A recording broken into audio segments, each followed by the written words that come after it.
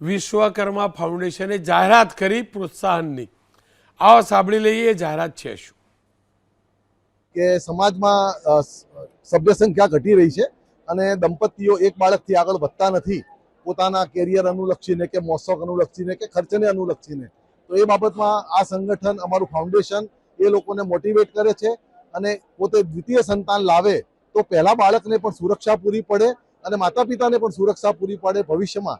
એના માટે અમે લોકો દ્વિતીય સંતાન લાવવા માટે ભાર મૂકીએ છીએ અને દ્વિતીય સંતાન જે પણ પંચાલ દંપતીને આવે તેને અમે અત્યારે પ્રાઇમરી 25,000 રૂપિયાનો ચેક આપીએ છીએ માતાના નામનો. સવાલ એ છે કે આપણે વર્ષોથી સાંભળતા રહ્યા છીએ નાનું કુટુંબ સુખી કુટુંબ. એક જમાનો હતો કે રીતસરના બોર્ડ લાગતા હતા, શાળા હોય કે ગામ શહેરની કમ્પાઉન્ડ વોલ, ત્યાં આરોગ્ય વિભાગનું આ બોર્ડ લાગતું હતું. કુટુંબ નિયોજન એના ઓપરેશનને પ્રોત્સાહિત કરવામાં આવતું હતું. એ ઓપરેશન હજુ પણ પ્રોત્સાહિત કરવામાં આવે છે. સરકાર ત્યાં રકમ આપે છે.